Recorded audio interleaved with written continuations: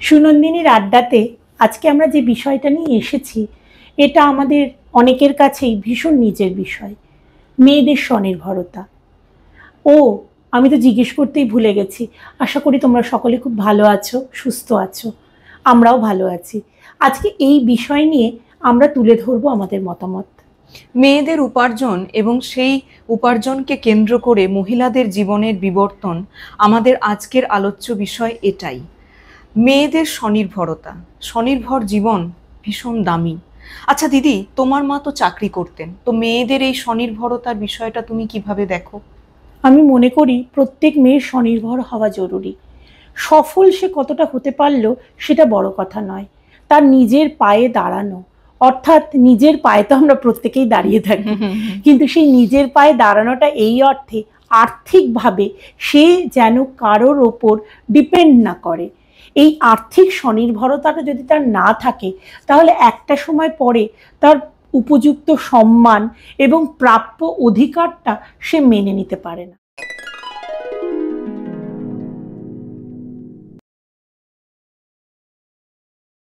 শুধু তাই নয়, এটা তার মনের ওপরে একটা খুব প্রভাবও ফেলে। আমি মনে করি যেহেতু ছোট থেকে আমাদের খুব নিরাপত্তার মধ্যে রাখা হয়, একটা সময় ছিল না ভোটাধিকার, ছিল না লেখাপড়ার অধিকার, কিন্তু এই নিরাপত্তার মধ্যে থাকতে থাকতে আমরা খুব চাপ অনুভব করি। যেমন আমার বাবা ব্যবসা করতেন, তো যারা ব্যবসা করেন তারা বাইরে না ভীষণ নৃশংস একটা পৃথিবী দেখেন, আর সেই সমস্ত বাবাদের যদি কন্যা সন্তান থাকে তার উপরে চাপটা আরো বেশি হয়। যেমন আমার মনের মধ্যে ছোট থেকেই আমি খুব অনুভব করতাম যে কোথাও না কোথাও মেয়েদের না বিকশিত হওয়াটা খুব দরকার। একদমই তাই।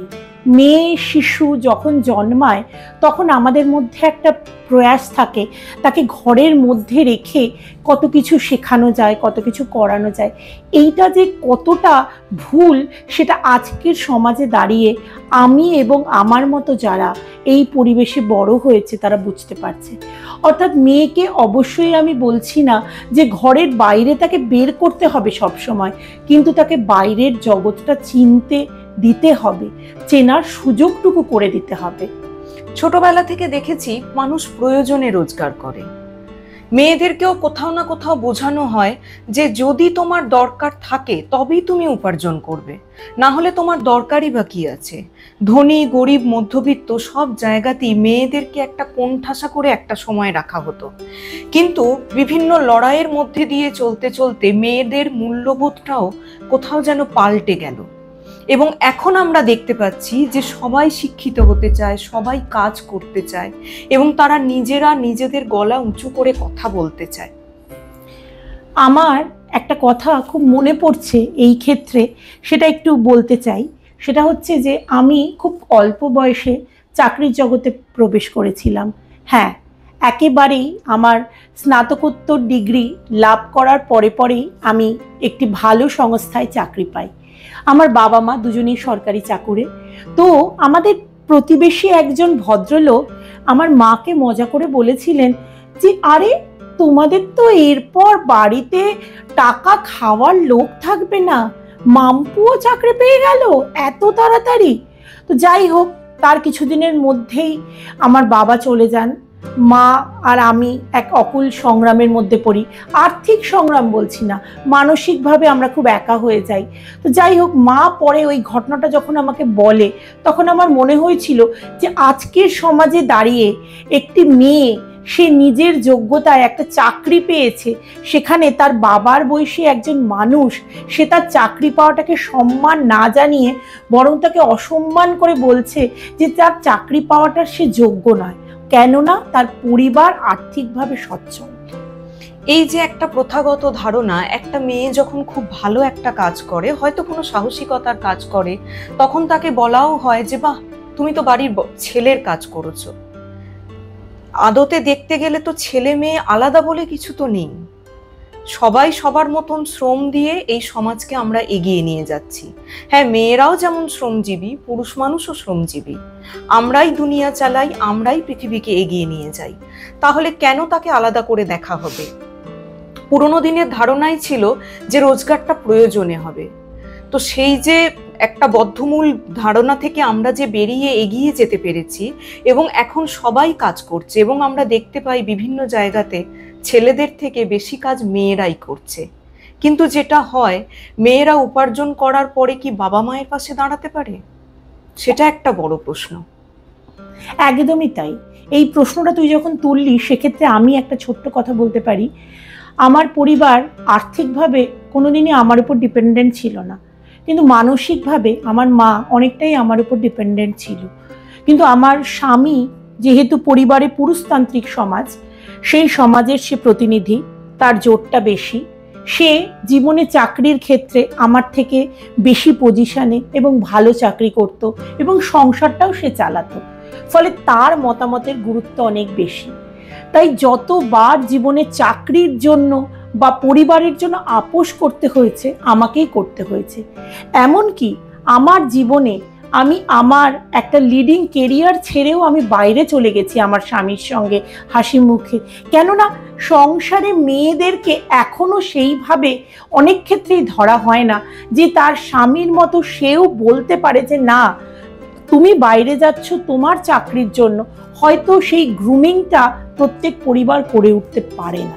সত্যি করেই পারে না। আমরা মেয়েদের স্কুল, মেয়েদের কলেজে পড়ে বড় হয়েছি, কিন্তু কটা মেয়ে ব্যবসা করতে পেরেছে? কটা মেয়ে ব্যবসা করে একটা প্রতিষ্ঠান চালিয়ে 10টা গরিব মানুষের মুখে খাবার তুলে দিতে পেরেছে? পারেনি। আবার এরকমও দেখেছি, মেয়েরা বড় হয়েছে, তারা চাকরি করছে, কিন্তু বাবার পরনের জামাটা পুরনোই থেকে গেছে, মায়ের চশমাটাকে কিন্তু নতুন করে দিতে পারেনি। তাদের যাবতীয় আধুনিকতা, যাবতীয় তাদের উপার্জন সবকিছু গিয়েই হয় বিউটি পার্লারে, আর নয়তো জামা কাপড়ের দোকানে গিয়েই তারা জমা করে। এর বাইরে যে কোনো জীবন আছে সেটার দিকে তারা তাকিয়েও দেখে না। উপার্জন একটা সময়ে বয়ে নিয়ে এলো মেয়েদের জন্য একটা খোলা দিগন্ত, তারপরে আস্তে আস্তে ডেকে নিয়ে এলো স্বেচ্ছাচারিতা। একদমই তাই। পয়সা হাতে আসছে বলে মেয়েরা আজকাল যা খুশি করছে। হ্যাঁ, আমি যা খুশি কথাটা এই অর্থেই বলছি, মেয়েদের স্বনির্ভর হওয়াটাকে আমি কখনোই ছোট করছি না। মেয়েরা স্বনির্ভর হোক, তবে পাশে যারা আছে আশেপাশে, তার বাবা মা হোক, তার পরিচিত হোক, তাদেরকেও একটু দেখুক। অর্থাৎ সংসারে আমি চাকরি করি বলে আমি সংসারের কোনো কিছুতে মাথা গলাবো না, এই ধারণাটা বদলাতে হবে। এবং তারা কোথাও না কোথাও ধরে নিচ্ছে যে এই যে আমি উপার্জন করি, অতএব আমি বাড়ির পুরুষ, আমি আর বাড়িতে কোনো কাজ করব না।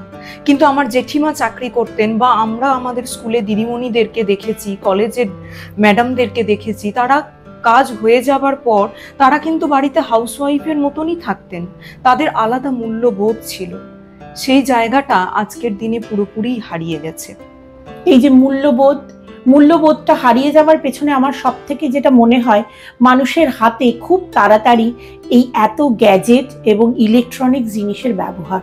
অর্থাৎ সহজেই জীবনে ঘরে বসে সব কিছু পেয়ে যাচ্ছে যখন মানুষ, তখন মানুষের মূল্যবোধটাও কমে যাচ্ছে। আমরা মেয়েরাই পিতৃতন্ত্রের বাহক, আমরা মেয়েরাই শিল্পেরও ধারক ও বাহক।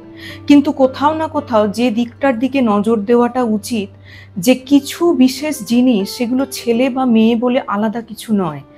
বিশেষ করে ঘরের কাজকর্ম, ঘরকে কিভাবে সুন্দর করে সাজানো যায়, কিভাবে, কারণ ঘর ঠিক থাকলে নিজের জীবনটাও সুন্দর করে সেজে ওঠে।